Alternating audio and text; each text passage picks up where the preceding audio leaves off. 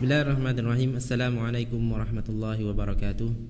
Alhamdulillah wassalatu wassalamu ala Rasulillah wa ala alihi wa sahbihi wa mawalah. Asyhadu an la ilaha illallah wahdahu la syarikalah wa asyhadu anna Muhammadan abduhu wa rasuluhu la nabiyya ba'da.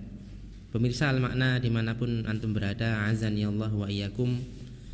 Kita lanjutkan pembacaan kitab Ad-Da'a wad-Dawa. Alhamdulillah sekarang sampai pada halaman yang ke-28. Al-Imam Ibnu Qayyim rahimahullah mengatakan, qalu, mereka berkata, artinya mereka orang-orang yang punya pemikiran yang menyimpang terhadap kaitannya dengan doa dan takdir. Wa hakadza hukmut ta'ati ma'ats thawab. Demikian pula hukum atau ketentuan yang berkenaan dengan ketaatan juga dengan pahala. Wal kufru wal ma'asi ma'al iqab. Kekufuran atau kemaksiatan beserta siksa. Mereka mengatakan hiya amaratun mahdhatun liwuqu'i tsawabi wal iqab.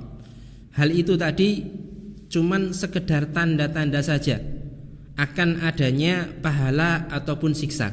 La annaha asbabun lah, bukan merupakan sebab seorang mendapatkan pahala ataupun siksa. Jadi menurut kelompok ini mereka mengatakan bahwasanya seorang ketika dia diiqab atau disiksa itu bukan karena dia melakukan perbuatan kemaksiatan. Seseorang mendapatkan pahala bukan karena dia sebab melakukan ketaatan, tapi ketika seorang akan disiksa, maka tanda dia akan disiksa dia melakukan perbuatan kekufuran atau kemaksiatan. Tanda seseorang akan mendapatkan pahala maka dia melakukan ketaatan. Hal ini disebutkan juga. Kemudian Ibnu Qayyim mengatakan wa hakadza indahum, demikianlah pendapat mereka, karena mereka tidak meyakini adanya sebab dan akibat. Al-kasru ma'al inkisar, antara memecahkan dengan pecah. Wal hariqu ma'al ihraq, antara terbakar dengan membakar. Wal izhaqu ma'al qatl, antara terbunuh dengan membunuh. Laisa syai'un min dzalika sababan al-battah, yang mana hal itu bukan merupakan hubungan sebab akibat. Antara memecah dengan pecah itu tidak ada hubungan sebab dan akibat. Wala irtibata bainahu wa baina ma yatarattabu alaihi illa mujaradul iqtiranil adi, dan tidak ada hubungan antara dua hal tadi, sebab dan akibat tadi, melainkan hanya cuman sekedar peristiwa atau rentetan biasa, peristiwa rentetan biasa saja. La ta'thiru sababi, dan bukan merupakan rangkaian sebab akibat. Ikhwafillah azani Allah wa iyyakum. Hal ini dibantah oleh Al-Imam Ibnu Qayyim Al-Jauziyah dalam kalimat selanjutnya, wa khalafu bidzalikal hissa wal aqla wasyar'a wal fitrah. Dalam hal ini ketika mereka berpendapat seperti itu, mengingkari adanya sebab dan akibat, berarti mereka telah menyelisihi perasaan, menyelisihi akal, menyelisihi syariat, dan juga menyelisihi fitrah. Wasairat tawaifil uqala, dan juga mereka berseberangan dengan orang-orang yang berakal. Bal adhaku alaihimul uqala, bahkan orang-orang yang berakal ketika mendengar pendapat mereka ini, orang-orang berakal tadi akan menertawakannya. Pada paragraf selanjutnya Al-Imam Ibnu Qayyim Al-Jauziyah beliau menyebutkan tentang yang benar, cara yang benar kita memahami hubungan antara doa dengan takdir. Was-shawabu, dan yang benar annaha huna qisman tsalitsan, bahwa di sini ada bagian yang ketiga, ghaira ma dzakarahu sa'il, selain apa yang telah disebutkan oleh si penanya. Wa huwa anna hadzal maqdur qaddara bi asbabin, bahwasanya sesuatu yang ditakdirkan terjadi atau sesuatu yang diinginkan itu juga ditakdirkan dengan sebabnya. Artinya apa ya wafillah? Antara takdir dengan sebab itu dua-duanya adalah takdir Allah Subhanahu wa taala. Antara seorang diberikan hajat kebutuhannya, kemudian dia berusaha melakukan sebab berupa doa, maka hasilnya tadi merupakan takdir. Doa yang dia lakukan itu juga merupakan takdir yang harus dia lakukan. Ini hubungan sebab akibat. Wa min asbabihi du'a, dan di antara sebab tadi adalah doa. Falam yuqaddar mujarradan an sabibih, maka sesuatu yang terjadi itu tidak terjadi dengan sendirinya, artinya tidak terjadi dengan hanya takdir saja. Walakin quddira bisababi, akan tapi dia ditakdirkan beserta dengan sebabnya. Ibnu Qayyim melanjutkan, fama atal abdu bisababi waqa'al maqdur, maka tatkala seorang hamba itu melakukan sebab, maka terjadilah atau terwujudlah apa yang ditakdirkan. Wa mata lam ya'ti bisababi intafal maqdur, dan tatkala seorang hamba tadi tidak melakukan sebab, maka yang ditakdirkan pun juga tidak akan terjadi.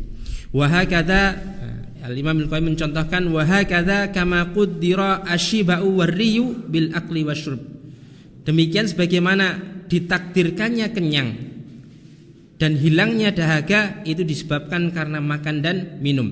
Wa quddiral waladu bil wat'i, dan ditakdirkannya seorang punya anak itu disebabkan karena hubungan suami istri.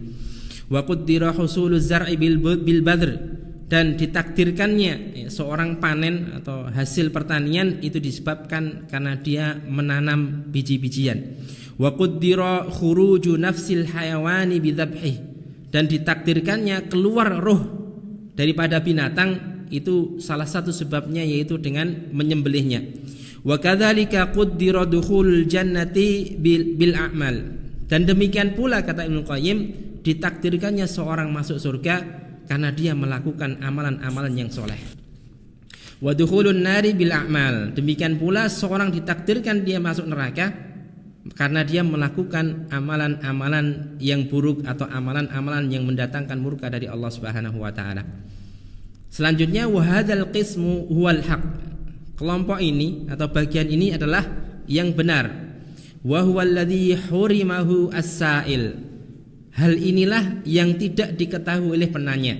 Walam yuwaffaq lahu, dan si penanya tadi belum diberikan taufik oleh Allah untuk mau memahami. Sekilas kita kembali kepada pembahasan dalam tema ini ya. Di awal ada orang yang bertanya, wa huwa annal mad'uwa bihi in kana qad quddira lam yakun bud min wuqu'ihi, sesuatu yang diminta atau sesuatu yang kita berdoa memohon untuk didapatkan hal itu, jika tidak sesuatu itu ditakdirkan oleh Allah Subhanahu wa taala, maka dia pasti akan didapatkan. Da'a bihil abdu aw lam yad'u. Ya, hamba tadi berdoa atau tidak berdoa pasti akan dia mendapatkannya.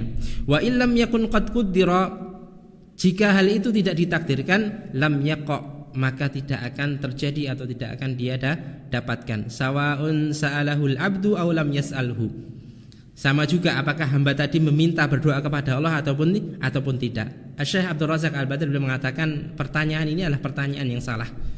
Maka hal ini merupakan bentuk kesalahan ya. Maka di sana ya, ada hubungan antara doa dengan takdir.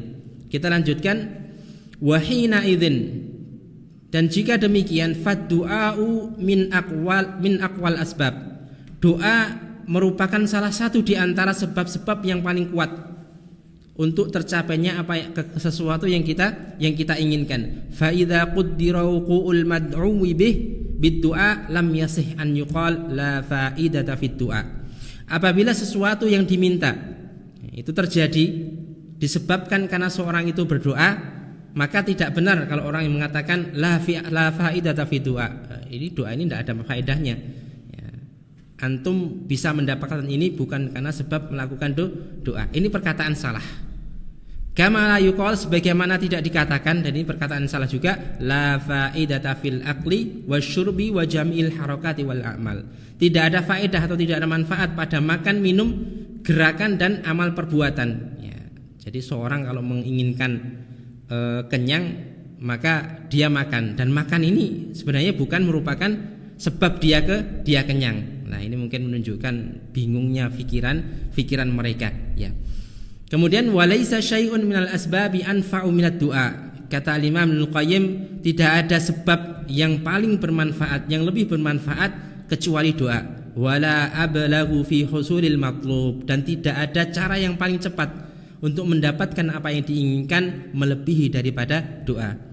Pemirsa al-makna azani Allah wa iyyakum. Allah Subhanahu wa taala berfirman dalam Al-Qur'an, dan ini menunjukkan jelas hubungan antara sebab dan akibat. Seorang ketika ingin lepas dari keburukan, maka dia harus melakukan sebab. Seorang ketika dia harus lepas dari azab Allah Subhanahu wa taala, maka hendaklah dia melakukan amal-amal soleh. Atau seorang ketika menginginkan surga, maka hendaklah dia melakukan amal-amal yang soleh. Allah berfirman dalam surat An-Naml ayat 62, "Amman yujibul muttarra idza da'ah." Maka siapakah yang mengijabai? Siapakah yang mengabulkan doa orang yang dalam kesempitan apabila dia berdoa kepada Allah Subhanahu wa taala? Wa yakshifus su, dan Allah pula yang akan menghilangkan kesusahannya.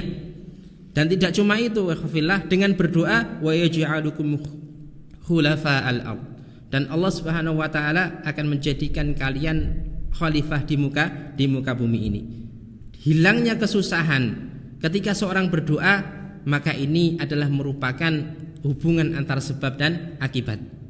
Ketika seorang tertimpa kesusahan, maka dia berdoa kepada Allah, melakukan usaha, melakukan sebab, maka Allah Subhanahu wa taala ringankan masalahnya. Ini pun juga merupakan sesuatu yang ditakdirkan oleh Allah Subhanahu wa taala. Jadi kesimpulannya bahwasanya antara yang ditakdirkan, yang kita inginkan, kemudian doa yang kita lakukan, kedua-duanya adalah takdir dari Allah Subhanahu wa taala. Dan sesuatu yang ditakdirkan dia akan kita dapat ketika kita melakukan sebab. Dan dalam riwayat lain Nabi SAW bersabda, "Yanzilu Rabbuna tabaraka wa ta'ala kulla lailatin ila sama'id dunya." Rabb kita Allah Subhanahu wa taala turun pada setiap malam ke langit dunia. Hina yabqa thuluthul lail akhir, tatkala tersisa sepertiga malam yang akhir.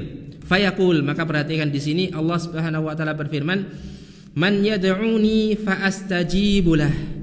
Barang siapa yang berdoa kepadaku, maka aku akan ijabai. Seseorang ketika menginginkan sesuatu, dia berdoa kepada Allah, dan Allah katakan fa astajibalah, maka akan aku ijabai. Wa man yas'aluni fa'utiyah. Barang siapa yang meminta kepadaku, maka aku akan memberikannya. Ini juga wujud daripada doa. Wa man yastaghfiruni fa'aghfirullah. Dan barang siapa yang meminta ampun kepadaku, maka pasti aku akan ampuni. Hadis ini jelas menunjukkan kepada kita hubungan yang erat antara sebab dan akibat. Seorang ketika ingin sukses, ketika ingin selamat di akhirat, maka dia melakukan sebab, yaitu berupa amalan-amalan soleh. Seseorang ketika hajatnya ingin dipenuhi oleh Allah, maka hendaklah dia berdoa meminta kepada Allah Subhanahu wa taala. Pemirsa al-makna, azani Allah wa iyyakum, semoga Allah Subhanahu wa taala menjaga kita dari segala macam penyimpangan dan mudahkan kita untuk melakukan amal-amal soleh yang diridhai oleh Allah Subhanahu wa taala. Hadza minni wa akhiru da'wana alhamdulillahi rabbil alamin. Assalamualaikum warahmatullahi wabarakatuh. Lama.